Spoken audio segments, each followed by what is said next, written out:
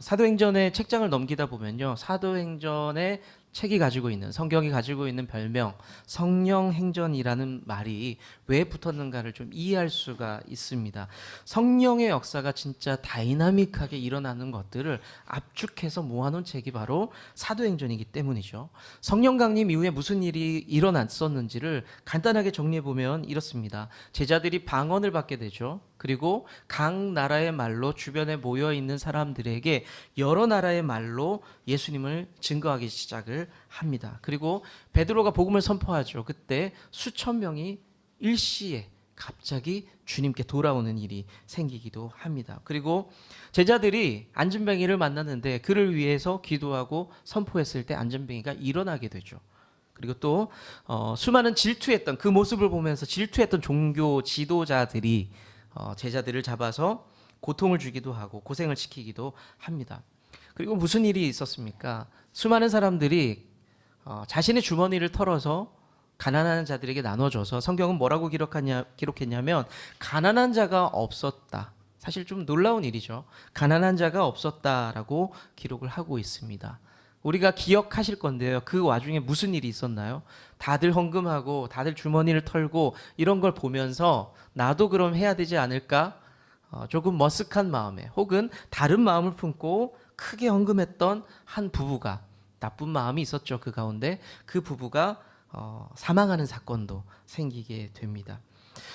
교회가 점점점 성장하기 시작했죠. 믿음의 공동체가 성장하면서 좀 과부하가 걸리기 시작했어요. 사도들의 어떤 손만으로는 그 조직을 이끌 수가 없었던 거죠. 그래서 무슨 일이 생겼죠? 집사들을 세우기 시작합니다. 사도들이 다 할 수 없는 일들을 좀 나누어서 집사들을 세워서 그들이 교회 일을 함께 섬기기 시작을 합니다. 그런데 그 집사 중에 한 명이 대중 앞에서 복음을 전하다가 사망하는 사건이 생기죠. 우리는 그때를 순교라고 표현을 합니다. 사도행전 1장부터 7장까지의 말씀을 쭉 정리하면은 짧은 시간이었지만 정말 많은 일들이 그렇게 생겼습니다. 자, 성령의 그 폭발적인 역사 가운데서 우리 지난주에 나눴어요. 성도들이 무엇을 받기 시작했냐면 핍박을 받기 시작해요. 핍박을. 그러면서 어떻게 되었죠? 흩어졌습니다. 다 흩어졌어요. 사도행전 8장을 보면 흩어지는데 어디까지 흩어졌냐 하면 사마리아까지 흩어지게 됩니다. 사마리아 성까지 흩어졌는데 그들이 도망간 줄 알았지만, 지난주 말씀을 드렸죠. 도망간 줄 알았지만 그곳에서도 무슨 일이 일어났습니까? 복음이 증거되기 시작했어요. 숨어 지내는 것이 아니라 복음을 증거하게 됩니다. 근데 복음이 증거되니까 사마리아 성에도 얼마나 많은 일이 일어났는지 모릅니다. 성경은 그 많은 일들을 축약해서 이렇게 표현을 했습니다. 그 성에 큰 기쁨이 있었다라고 기록을 하고 있습니다. 사도행전 8장 7, 8절 말씀 한번 읽어볼까요? 시작. 많은 사람에게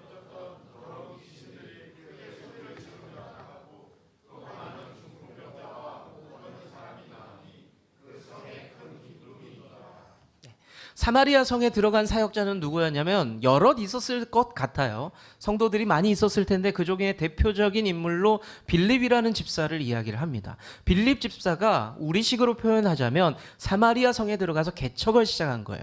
하나님 나라를 선포하기 시작을 합니다. 빌립이 그곳에서 전도와 개척 사역을 하니까 그곳에서도 놀라운 일이 생기기 시작합니다. 그래서 성경은 쉽게 이렇게 표현했죠. 그곳에 큰 기쁨이 가득했다라고 표현을 하고 있습니다. 저는 이 부분을 보면서 도전을 받았어요. 빌립 집사의 개척 속에서 그 지역 안에 큰 기쁨이 있었구나, 변화가 있었구나라는 것을 보면서 도전받기 시작했어요. 과연 신재철, 너는 기장이라는 지역에 들어와서 개척을 시작했는데 누군가에게 하나님의 기쁨을, 하나님의 사랑을, 하나님의 따스함을 전하고 있느냐? 그 도전을 받고 있다는 거죠. 사랑하는 성도 여러분, 여러분들이 함께하는 이 자리, 이 교회, 이 공간을 통해서 수많은 사람들이 자유하기를 기도해 주세요. 수많은 사람들이 기뻐할 수 있도록, 행복할 수 있도록, 따스한 성령님을 경험할 수 있도록 여러분들이 기도해 주시기를 바랍니다. 작은 교회들이 계속 생겨나고 있어요. 왜? 우리는 그 일을 통해서 수많은 사람들에게 하나님의 기쁨을 전할 수 있어야 한다는 겁니다. 제가 그 도전을 받았습니다. 빌립이 그 사역을 하면서 복음을 들고 가면서 성도가 생겼고 그곳에도 침례받는 사람들이 생겨나기 시작을 했습니다. 똑같아요. 병자가 낫기 시작했고 귀신 들렸던 사람들이 자유하기 시작합니다. 그런데 이 소식이 사마리아에 그런 일이 있었대. 이 소식이 예루살렘에도 전해지게 되는 거예요. 예루살렘이 지금 어떤 상황이에요? 초토화됐잖아요. 핍박하는 것 때문에. 누가 핍박했어요? 사울이라는 대단한 인간이 난리 치면서 박살이 났어요. 근데 그곳에는 사도들이 있었거든요. 사도들에게 소식이 들립니다. 빌립 집사가 사역을 너무 잘하는데 거기에 놀라운 일이 일어나고 있대. 그 얘기를 듣고 나서 이 사도들이 파송하는 거예요.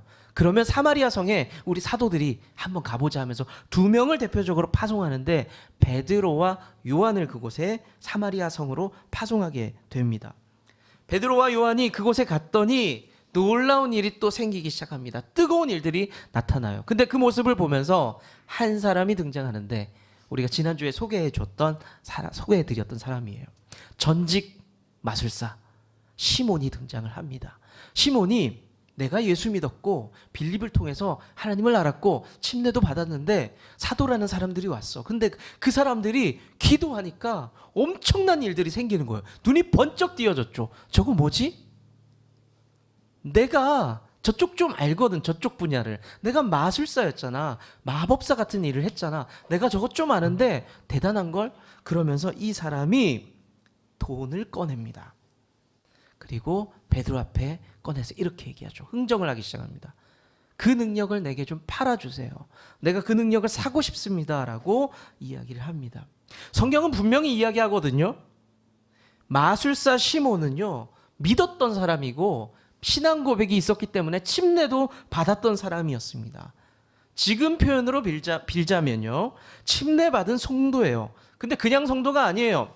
집회만 있으면, 예배만 있으면, 기도회만 있으면 쫓아다니는 열정적인 성도였습니다. 근데 시몬이 이런 모습을 보여요. 여러분들 좀 이상하죠. 시몬 되게 열정 있는 것 같은데 돈 주고 갑자기 성령의 능력을 사겠다고 말을 하고 있습니다. 지난주에 이런 말씀을 드렸어요. 교회는 많은 사람들이 모였기 때문에 특이하고 이상한 사람들이 많이 모일 수밖에 없다. 튀는 사람도 있고 이상한 사람도 있고 특이한 사람도 있다라는 말씀을 드렸어요. 저는 이 부분이 참 다행스럽다라고 생각합니다. 교회라는 공간이 다양한 사람들이 모였잖아요. 이 말은 교회라는 곳이요, 너그럽다는 거예요. 이 모양 저 모양의 사람들이 와도 받아줄 수 있는 공동체가 교회라는 뜻이거든요. 여러분들 필터링이 잘 된 조직이 있을 수 있습니다.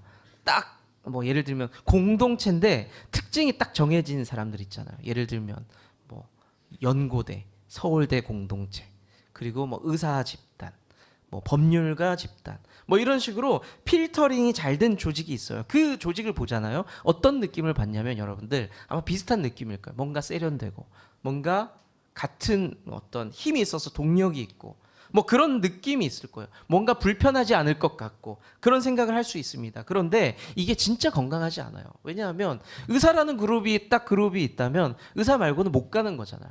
그러니까 필터링이 딱 되는 겁니다. 저는 건강하지 않다라고 생각해요. 교회가 그런 모습이라면, 적어도 교회가 그렇다면 그런 조직들은요 효율적이에요. 굉장히 효율적입니다.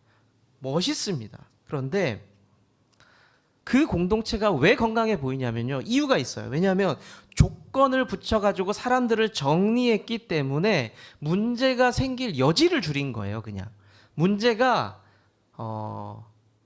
다양한 사람들이 모이면 생길 수밖에 없잖아요. 거기는 그냥 문제가 생길 여지들을 줄여버린 겁니다. 진짜 건강한 건 아니라는 거죠.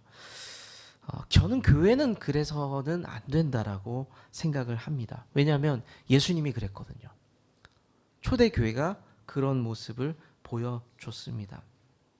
아마 교회가 그런 곳이었다면, 조건을 설정해서 필터링을 딱 걸어서 이런 사람만 오세요라고 했다면 아마 저도 교회를 가지 못했을 것이고 저도 지금 이 자리에 분명히 서지를 못했을 겁니다. 아무튼 교회는 여러 사람이 모여서 좀 불편한 부분이 좀 있어요. 여러분들 교회에 나오고 교제가 깊어질수록 서로를 알수록 좋은 것도 있지만 여러분들 그런 경험 있으시죠? 불편함을 느껴본 적도 있을 겁니다. 세상의 공동체는요, 불편해지면 어떻게 해요? 뭐 회사도 그래요. 어떻게 합니까? 계모임도 그래요. 퇴출시키죠. 잘라버립니다. 너는 우리와 안 맞는 것 같아 라고 하면서 이렇게 제명을 시킵니다. 그러면서 말은 이렇게 하죠. 당신을 위한 겁니다. 이렇게 얘기합니다. 당신이 여기 오면 힘들 거예요. 당신을 위해서 나가는 게 맞습니다. 라고 이야기를 합니다. 그런데 교회는 세상의 이런 반응, 퇴출시키고 잘라버리는 이런 반응과 좀 다르게 반응을 해야 된다는 거죠. 오늘 시몬 보세요. 불편한 사람이에요. 제가 목회자잖아요. 무속인이 이곳에 와서 저에게 이렇게 얘기합니다. 제가 하나님을 믿는데요, 목사님, 안수하면 나타나는 그런 능력을 제게 헌금 얼마 하면 줄 수 있어요? 라고 물었어요. 제 마음이 어떨까요? 아싸, 용돈이 생겼구나 라고 얘기할까요? 아니요, 불편해요. 만만치 않은 사람 들어왔구나. 불편한 상황이에요. 시몬의 그 황당하고 이상한 모습, 잘못된 모습을 보면서 분명히 세상과는 다르게 반응을 해줘야 돼요. 그럼 어떻게 했냐? 두 가지 보고 싶습니다. 오늘 첫 번째는요, 문제가 있을 때에 교회는요, 잘 가르쳐줘야 돼요. 쫓아내지 말고 넌 우리랑 안 맞아 하면서 잘라내지 말고 잘 가르쳐줄 수 있어야 됩니다. 성령을 돈으로 사겠다는 이 이상한 사람, 베드로는 너무 황당했거든요. 이 시몬을 어떻게 할까요? 너 나가, 너 진짜 이상하다, 이렇게 하지 않았어요. 시몬의 잘못을 지적해 줍니다. 사실 잘못이라는 게요, 지적한다는 게 힘들거든요. 지적하지 않고 그냥 기막혀 하면서 쫓아보낼 수 있어요. 너 나가 할 수 있습니다. 세상에는 그런 말이 있죠. 내가 말하면 뭐 하겠냐, 내 입만 아프지. 그 말이 뭐예요? 아휴, 나가, 이거예요. 근데 베드로가 이 귀찮은 사람에게 그렇게 말하지 않습니다. 이 이상한 성도에게 그렇게 말하지 않아요. 세상의 방법과 다른 방법을 선택을 합니다. 왜냐하면 베드로는 성령의 사람이었거든요. 그래서 선택한 첫 번째 방법이 뭐냐면, 네 잘못이 뭔지 내가 좀 알려줄게 라고 가르쳐 줍니다. 어떻게 보면요, 이 시몬이라는 사람, 지금 좀 이상한 사람은요, 새 가족이에요. 하나님 안 지 얼마 안 됐습니다. 예수님을 소개받은 지 얼마 되지 않았어요. 새 가족이죠. 이 세 가족들의 특징이 뭡니까? 자기 생각, 자기 배경, 자기 가치관이 꽉 차 있어요. 그래서 교회에 왔을 때 그 사람도 힘들고 기존 신자들도 힘든 게 사실이에요. 왜냐하면 세 가족들은 자기의 관습대로 살아가거든요. 관성대로 살아가요. 살아가던 방식대로 살아갑니다. 그래서 이 사람들은 모를 수 있어요. 이제 막 시작했기 때문에 모를 수 있습니다. 과거부터 시몬은 직업이 뭐였어요? 마술사였잖아, 마술사. 그 사람은 그렇게 살아온 사람이에요. 몰랐어요. 제가 고등학교 때 신앙생활 이제 막 시작하면서 뜨거웠어요. 은혜였죠. 시작하면서 뜨거웠습니다. 그래서 딱 지금 우리 누구 나이쯤 될까요? 예람이나 준서나 이 나이쯤 돼가지고 하나님을 알게 됐고 너무너무 뜨거운 신앙생활을 했습니다. 그런데 여전히 제 안에 있는 게 있었어요. 뭐냐면 제 안에 취향, 기호, 좋아하는 것들 여전히 남아 있었습니다. 그래서 어떤 때는 귀 이어폰 꽂고 신승훈 노래 듣고 김건모 노래 들으면서 세상은 아름다워 이렇게 얘기하면서 옛날에 그 사랑했던 아이는 뭐하고 살을까 뭐 이런 생각하다가 또 테이프 바꿔요. 테이프 바꿔서 이렇게 꼽아서 뭐 듣냐면 또 CCM 중에 부드러운 발라드 같은 걸 또 들어요. 곡 참 좋다. 이게 새 가족이에요. 어떡할 거예요? 네.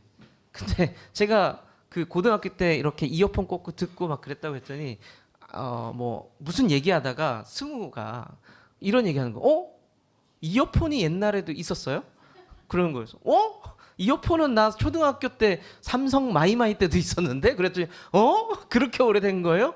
이어폰이 스마트폰 생기면서 생긴 거 아니에요? 그래서 와, 이어폰을 잊어가는 세대가 이렇게 생기기 시작하는구나.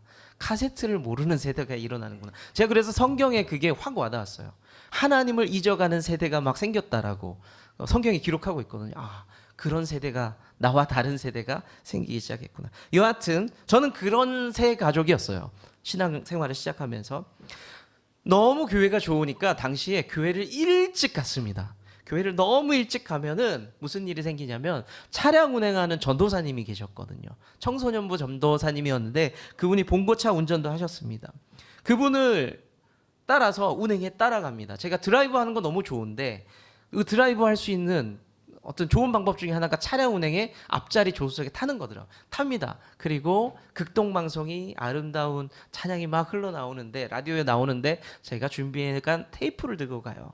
이 테이프 옛날 테이프 알죠? 라디오에서 좋은 노래 나오면 선별해서 녹음도 하고 그랬던 그래서 그 딱 테이프를 꽂고 갑니다. 그러면 신승훈 노래가 나오고 교회차에서 김건모 노래가 나오고 가끔 가다가 제가 어느 나라 노래 좋아한다고요? 중국 노래. 중국 노래도 나오기 시작합니다. 전도사님 깜짝 놀라셨겠죠. 그런데 지금 생각해 보면요. 지금 제 기준에서도 그게 되게 민망하거든요. 그런데 그 당시 전도사님이 그걸 그냥 들으셨어요. 그냥 같이 들으셨어요. 그리고 차량 운행 중이었다고 했잖아요. 그러면 권사님도 타시고 집사님도 타시고 같이 신승훈의 발라드를 듣고 교회를 오는 겁니다. 여러분 이상하죠? 여러분들 기준에서는 좀 이상해. 나는 들을지언정 교회차에서 이런 생각할 수 있잖아요. 근데 교회 공동체가 고등학생 세 가족인 저를 용납해 줬어요. 그런 저를 기다려 줬어요. 그랬을 때에 제가 하나님에 대해서 더 깊이 알게 되고 교회를 더 깊이 알고 하나님 앞에 부르심을 받고 신학교까지 가게 된 겁니다.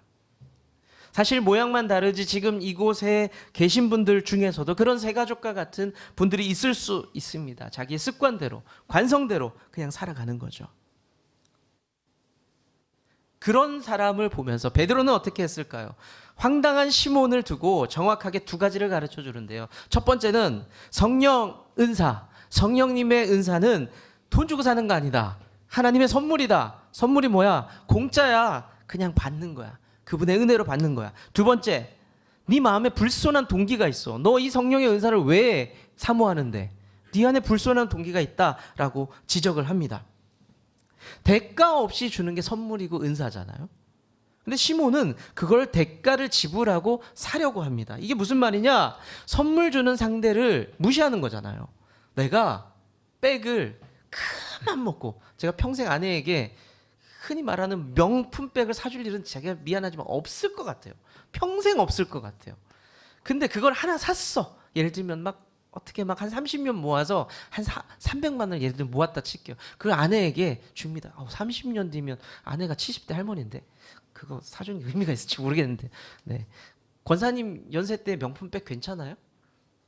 안 돼요. 필요 없어요. 그럼 저는 평생 아마 못 사줄 것 같은데.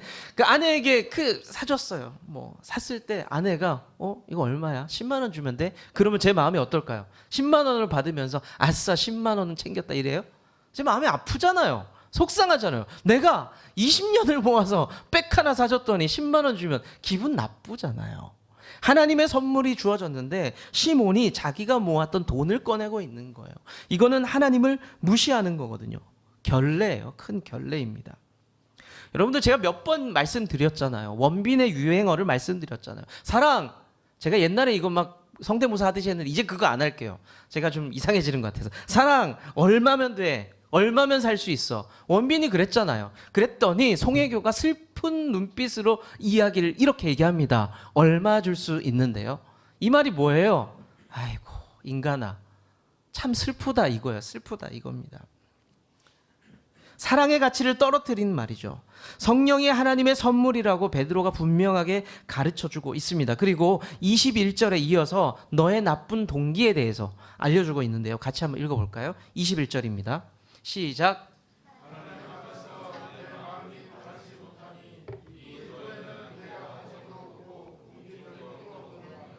시몬은요 평생 능력 자기가 가지고 있는 능력을 보여주면서 먹고 살았던 사업가예요.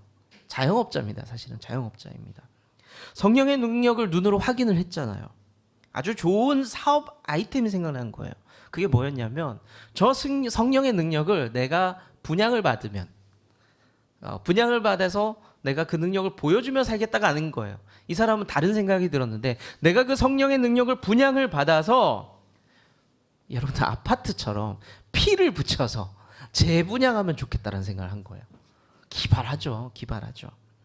신자가 되었지만 습성이 그대로 남아 있어서 그냥 툭 튀어나오는 겁니다. 베드로가 그걸 본 거예요. 그러면서 네 마음의 동기가 아주 악하다. 그러면서 질책하면서 가르쳐주고 있습니다. 때때로 교회에는요, 자신의 배경을 그대로 갖고 와서 신앙생활을 하는 사람들이 많이 있어요. 사업가들은 어떻게 신앙생활하는 줄 아세요? 사업가의 마인드로 교회를 운영하기 시작합니다. 틀에 짜여진 행정대로. 자, 재정표 한번 볼까요? 70% 도달률 어떻게 썼지? 왜 이건 오바됐어요? 사업가의 마인드로 교회를 재단하기 시작합니다. 문학 작가들은 어떻게 하는지 아세요? 성경을 보면서 문학으로 분석하고 적용하고 감동받고. 저는 이게 다 나쁘다는 뜻은 아니에요. 장점이 있고 유익이 있죠. 그렇지만 성경적이지 않은 방식으로 교회를 이끌어가고 사람들에게 가르침을 줄 수 있다는 뜻입니다. 오늘 본문에 나오는 세가족 시몬이 그랬어요. 자기 습관대로 관습대로 신앙생활을 유지하려고 했습니다. 그런 시몬에게 베드로가 선택한 것이 뭐냐면 지도하는 거예요. 가르쳐주는 것이었습니다. 여러분들 누구 뭔가 가르쳐줄 때, 뭔가 알려줄 때 이게 쉽지 않죠. 조금 귀찮아요. 사실은 마음에 안 들어요. 시간이 좀 필요하고 인내가 필요합니다. 여러분들 큰 교회들은 식당 봉사할 때 이런 조직이 있죠. 목장별로 하듯이 뭐 조가 돌아가면서 식사 봉사를 하고, 그러면서 안 돌아가는 고정 멤버가 있죠. 그 식당을 지키고 있는, 교회 식당을 지키고 있는 요리 잘하시는 권사님들이 계시죠. 몇 분이. 그분들이 진두지휘하면서 목장 멤버들이 모여서 깍두기도 썰고 채도 썰고 계란도 합니다. 그런데 제가 가만히 들어봤는데 그 주방에 들어가는 여자 집사님들이 못하겠다는 거예요. 너무 힘들다는 거예요. 왜요? 그 일이 힘드세요? 그랬더니 아니, 권사님이 우리 시어머니랑 똑같다고, 너무 힘들다고, 그래서 안 하고 싶다고, 그렇게 하는 겁니다. 권사님들이 왜 그렇게 하시는 것 같아요? 아우, 권사님들은 답답하거든요. 왜 이렇게 썰어야 되는데 왜 이만하게 썰냐는 거예요. 마음에 안 든다고. 마음에 안 든다고. 누군가를 가르쳐 주는 건요, 불편하고 힘들고 인내해야 돼요. 여러분들 자녀를 키워보신 분들도 그런 경험 있지 않으세요? 얘는 왜 숟가락질을 못하지? 왜 젓가락질을 제대로 못하지? 그때 어떠셨어요? 답답하잖아요. 신앙을 새롭게 시작하는 분들을 보면은 그런 마음이 들 수 있거든요. 가르쳐 줘야 돼요. 힘들어도 어려워도 무시하지 말고 그냥 패스시키지 말고요. 가르쳐 주세요. 물론 그렇게 할 때에 어색해질 수도 있어요. 그렇지만 우리는 해야 돼요. 베드로가 옳지 못했던 시몬을 가르치기 시작합니다. 교회가 세상을 향해서 다가갈 때요, 여러 가지 방법을 가지고 나갈 수가 있습니다. 논리적으로 교회는 이거야, 신앙은 이거야 라고 가르쳐 줄 수 있습니다.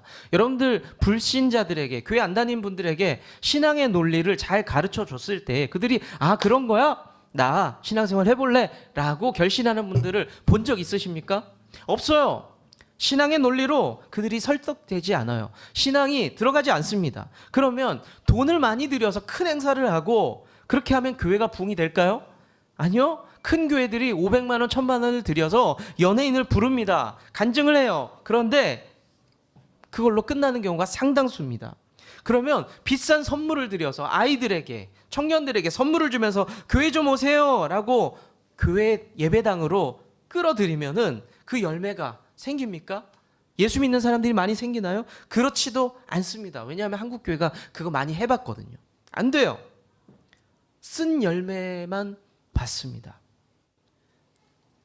조금 불편해도요, 우리가 분명한 복음의 메시지, 죄에 대한 지적들, 십자가에 대한 이야기들을 우리는 교회 안에서 할 수 있어야 됩니다. 할 수 있는 용기와 믿음이 필요합니다. 물론 기다려주고 품어주는 그런 넓은 마음도 필요하죠. 우리가 부모들이 그런 마음이 필요하잖아요. 넓은 마음도 필요하지만 분명하게 가르쳐 줄 수 있어야 합니다. 불편하고 부담스러워도 옳은 게 뭔지를 알려줄 수 있는 용기가 우리 안에 필요하다는 거죠. 교회가요, 문제를 직면하잖아요. 저도 이거 되게 힘든데요. 외면하면 안 돼요. 외면한다는 건 내가 힘들기 때문에 내 마음이 너무 어려워서 못하겠어. 할 수 있거든요. 외면하는 게 아니라 가르쳐주고 수고해주고 함께 헌신할 수 있는 그런 우리 교회가 될 수 있기를 소망합니다. 예, 두 번째 뭐냐면 문제 앞에 있을 때 교회는요 대안을 제시를 해줘야 돼요. 첫 번째는 가르쳐주는 거예요. 자칫 혼내는 게 될 수도 있어요. 조금 불편한 이야기들이 나올 수 있는데 그렇게만 하지 말고 우린 대안을 제시를 해줘야 됩니다. 베드로가요 시몬에게 질책만 하지 않았습니다. 혼내기만 한 건 아니에요. 상대방의 잘못이 뭔지를 알려주면서 만약에 대안을 얘기하지 않잖아요. 그걸 뭐라고 얘기하냐면 방치하는 거예요. 이렇게 해야 돼 라고 말하지 않으면 그냥 방치하는 거고 놀리는 거예요. 제가 어릴 적에 꼬마 친구들, 아주 어린 친구들끼리 자주 했던 말, 누군가를 놀릴 때 했던 말들 있잖아요. 지금은 이런 말 잘 안 쓰는 것 같은데 얼레리 꼴레리 지금은 그런 말을 쓰지도 않죠. 얼레리 꼴레리 제철이는 오줌 쌌대요. 오줌 쌌대요. 제가 멜로디 넣지 않았지만 여러분들 머릿속에 멜로디 지나가죠? 얼레리 꼴레리 얼레리 꼴레리 제철이는 오줌 쌌대요. 우리는 그게 익숙해요. 잘못을 지적해 주는 거죠. 근데 지적만 하는 거잖아요. 그럼 어떻게 되냐면 이거 놀리는 거예요. 신앙생활 제대로 못하는 분, 어색한 분들에게 그거 그렇게 하면 안 돼요라고 말만 하면 끝내잖아요. 그거 사람 놀리는 거거든요. 사람 겁주는 겁니다. 잘못만 지적하는 것은 굉장히 쉽지만요. 그 상황을 같이 품어주고 끌어안아주고 대안을 만들어주고 어떻게 해야 되는지 친절하게 알려주는 것이 쉽지가 않습니다. 제 기억에요. 오래전에 오줌을 싸면요. 친구 집, 이웃 집에다가 머리에다가 키를 씌웠죠. 뭐 이렇게 큰 바구니 비슷한 걸 씌워가지고 소금 얻어오라고 보냈잖아요. 네. 맞아요. 그렇죠. 공감해 주셔서 감사합니다. 네, 그렇게 보냈잖아요. 무사히 소금을 받아오면 다행인데 가면 친구 집에 가잖아요. 그러면 여러분들은 어떤 경험이 있는지 모르겠는데 그거 쓰고 친구 집에 가면 친구 엄마가 탕탕탕 대문을 두들기면 친구 엄마 나오거든요. 그러면 저를 빗자루를 들고 그렇게 이렇게 키를 쓴 머리를 이놈아 오줌 쌌지 너 하면서 되게 혼낸 다음에 소금을 이렇게 주셨거든요. 제 기억에 그랬습니다. 어머니의 계획이 있었던 거죠. 친구 집에 이거 쓰고 가면은 소금을 주겠지만 부끄러움도 당하고 혼나고 오라는 거였어요. 사실 어머니의 어떤 계획이 있었던 겁니다. 저는 당시에 어머님들의 긴밀한 네트워크가 있는지 몰랐어요. 사실 그거를 나중에 알았던 거죠. 제 친구 있잖아요. 심진아 씨. 진아 엄마가 우리 어머니랑 그런 긴밀한 네트워크 관계였거든요.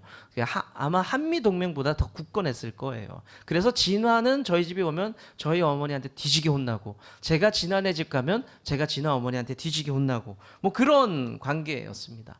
자, 그런데요. 혼나기만 하면은 그게 관계가 될까요? 제가 오줌을 쌌어요. 예를 들면 난감한 상황에서 제 친구가 저에게 다가와서 이렇게 말할 수 있습니다. 친구야. 문제가 있는 것 같은데 내가 엄마한테 안 혼나게 해주고 소금 받아줄 수 있도록 노력해 볼게. 그리고 네가 싼 오줌 그 이불 내가 같이 빨아줄게. 사실 그게 친구 아닐까요? 잘못을 지적하고 야 너 오늘도 오줌 쌌어가 아니라 함께 좀 수습해주고 안아주고 같이 보듬어주는 그런 게 우리 안에 좀 그런 대안들이 필요하지 않을까요? 22절의 말씀을 보면요. 시몬의 문제 앞에서 베드로가 방법을 알려주고 있어요. 야 너 하면서 엄청 혼냈거든요. 엄청 무섭게 말을 했거든요. 근데 한번 22절의 말씀을 읽어 보겠습니다. 시작.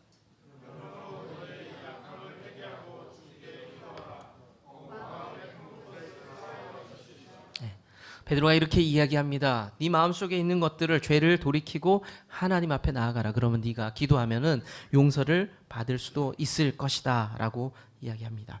사실 베드로는 조금 전에 저주했거든요. 엄청 무섭게 혼냈습니다. 그런데 지금은 돌이키기를 권면하면서 방법이 있다라고 알려주고 있어요. 방법이 있다. 사실 베드로도요 하나님 마음 정확하게 몰랐어요. 왜 그렇게 생각하냐면 한글 성경에는요 뭐라고 되어 있냐면 혹시나 아마도 너를 용서해 줄 줄 모른다라고 되어 있거든요. 영어 성경을 봐도요 이렇게 표현되어 있습니다. perhaps라고 되어 있어요. perhaps. 불확실해요. 나도 잘 모르겠는데 그럴 수도 있을 거야 라고 이야기를 합니다. 내가 하나님 아니라서 난 잘 모르겠는데 이게 방법일 것 같아 라고 이야기를 해줍니다. 베드로가 생각하는 최선의 방법을 시몬에게 알려줬다라는 거죠. 시몬이 돌이켜서 좋은 성도 되기를 바라는 그 마음이었습니다. 보통 교회들은요, 내부적으로 외부적으로 문제가 생기면 공의와 정의가 충만해집니다. 저마다 이게 옳다, 이게 그르다 하면서 무 자르듯이 딱딱딱 정리를 해주죠. 물론 내가 아닌 남의 문제일 때입니다. 나는 아니니까 저건 잘못됐네, 저건 틀렸네 라고 쉽게 이야기를 합니다. 저는 그 자체가 다 틀렸다는 건 아니에요. 우리가 나쁜 것이 있으면 가르쳐줘야죠. 알려줘야죠. 그런데 우리가 더 깊이 고민해야 될 것은 우리가 그런 말들을 하면서 그 사람을 어떻게 살릴지에 대한 고민이 없다는 거예요. 그 사람을 어떻게 회복시켜 줄 수 있을지, 그 문제를 덮으면서 어떻게 우리 공동체가 같이 살아날 수 있을지에 대해서 고민하지 않아요. 그냥 문제가 있으니까, 썩은 부분이니까 도려내자, 잘라내자 하고 버려버리게 됩니다. 나 아니면 그만이거든요. 내가 잘려나가지 않으니까 내 문제 아니거든요. 그런데 교회라는 것은요, 살려내고 회복시키고 수고스럽지만 그것을 하는 곳이 교회라는 겁니다. 베드로는 분명히 그렇게 세상과 다른 방법을 사용을 하고 있습니다. 야 시몬, 넌 진짜 안 어울린다. 나가가 아니었다라는 거죠.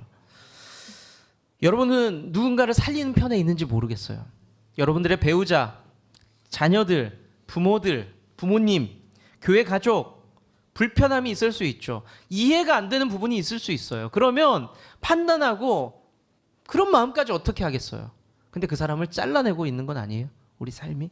그 사람을 버리거나 제끼고 있는 것은 아닙니까? 여러분들이 그런 사람들이 보인다면 좀 말을 해주면 좋겠어요. 우리 같이 해보자. 우리 같이 회복해보자. 우리 같이 일어나보자.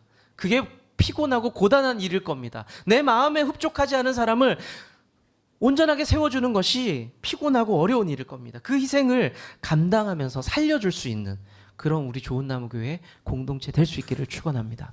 말씀을 맺겠습니다. 세상은 자신과 다르면 다 잘라버립니다. 그리고 끼리끼리 뭉쳐요. 비슷한 사람들, 불편하지 않는 사람들끼리 뭉칩니다. 쉽죠? 제일 쉬워요, 세상에서. 그런데 교회는 잘 가르쳐줘야 돼요. 때로는 그게 아픈 이야기가 될 수도 있고요. 때로는 그 이야기가 무섭게 느껴질 수도 있습니다. 그렇지만 해줘야 돼요. 그리고 또 하나 뭐예요? 싸매고 감싸고 살려주는 일도 해야 됩니다. 힘들고 어렵지만 교회 공동체는요, 그 일을 해야 합니다. 저와 여러분들은 그 일을 하고 있나요? 누군가를 살리기 위해서 수고하고 있습니까? 아니면 그거 피곤하고 힘드니까 안 할래, 그냥 쉬운 길로 가고 있습니까? 여러분들, 예수님 어떻게 하셨어요? 귀찮고 고단하고 피곤했지만 사람들을 만나셨어요. 예수님의 제자들은 어떻게 했습니까? 내가 가진 것은 없지만 그들을 위해서 내가 기도하고 섬기겠다라고 제자들은 다가갔습니다. 그게 성령에 충만한 사람들이 할 수 있었던 모습이었습니다. 제가 어느 교회 사역을 할 때 일입니다. 조금 실망한 기억이 있어요. 그 교회는요, 풍요로웠어요. 부족함이 없는 교회였습니다. 뭐 돈의 문제든 사람의 문제든 시스템의 문제든 뭐 다 풍성한 교회였습니다. 그런데 제가 그 교회에서 어느 날 찬양팀을 섬기고 있었는데요. 그 찬양팀을 섬기면서 제안을 하나 했어요. 그 팀을 인도하는 전체 리더인 장로님께 부탁을 하나 드렸어요. 뭐라고 부탁을 드렸냐면, 장로님, 찬양팀 고생 많이 하는데 우리 한번 가볍게 뭐 식사 한번 할까요? 회식 한번 할까요? 라고 말씀을 드렸어요. 그랬더니 그 장로님이 제가 느끼기에는 좀 차가웠어요. 이렇게 이야기했습니다. 예산 책정돼 있잖아요. 그거 쓰세요. 라고 이야기했습니다. 제가 그 이야기가 좀 마음이 아팠어요. 왜냐하면 제가 어릴 적에 다녔던 교회는요, 안 그랬어요. 장로님들이, 집사님들이, 청년들이 찬양팀 수고하고 있으면, 교회에서 수고하고 있으면 오셔서 야, 우리 짜장면이나 한 그릇 하러 가자, 우리 같이 라면 끓여 먹을까 하면서 섬겨주셨어요. 그러면 청년들이, 학생들이 그게 좋아서 힘을 내고 함께 봉사했거든요. 여러분들 아마 그게 무슨 뜻인지 아실 거예요. 그런데 너무 틀이 잘 짜여진 그 교회는 그렇지 않았어요. 예산이 있는 거 쓰세요. 그거 쓰면 되죠 뭐. 제가 너무 마음이 아팠습니다. 교회가 그렇게 돌아가는 게 맞는 건가? 그런데 그렇게 교회가 돌아가기 시작하니까 그 교회에 있는 멤버십들이, 청년들이, 학생들이 뭐라고 저한테 얘기했는지 아세요? 목사님, 우리 재정 이거 있잖아요. 그거 통해서 이거 사줘, 저거 하죠. 애들이 그 얘기를 하기 시작하더라고요. 쓰면 되잖아요. 목사님 그거 남으면 다음에 못 써요. 우리 다 써버리죠. 이렇게 얘기하는 걸 들었습니다. 이게 효율입니까? 이게 교회가 돌아가는 행정의 바른 모습일까요? 저는 그렇게 생각하지 않습니다. 적어도 교회는 세상과 다르게 돌아가야 한다고 믿습니다. 좀 아픈 이야기도 필요하면 할 수 있죠. 해야죠. 그 사람 살리기 위해서는. 비효율적이라도 주님이 원하신다면 우리는 그거 할 수 있어야죠. 세상은 버리는 게 맞다라고 얘기할 수 있어요. 저거는 쓸모가 없어, 잘라, 버려라고 말할 수 있지만 우리 교회는 품고 끌어안을 수도 있어야죠. 혼낼 수도 있어야 되지만 품고 끌어안을 수도 있어야 합니다. 저는 초대교회의 그 모습이 우리 좋은나무 교회에 있었으면 좋겠습니다. 연말에 재정 결산하면서 목사님 선교비가 250만 원 예산이 있었는데 왜 올해 500만 원 썼어요? 이거 재정 잘못 다룬 거 아닙니까? 목사님 문제 있는 거 아닙니까? 저는 안 그러면 좋겠어요. 필요하면 우리가 주님께서 원하시면 할 수 있는 거 아닐까요? 저는 그렇게 생각합니다. 목사님 이번에는 그런 예산들을 너무 안 쓰셨는데 왜 안 썼어요? 안 쓴 거 문제 아닙니까? 안 쓸 수도 있죠. 억지로 씁니까? 저는 교회가 하나님 주신 마음 안에서 누군가를 살려가면서 불편한 이야기도 하면서 싸매가면서 세워갈 수 있는 그런 공동체 될 수 있기를 축복합니다.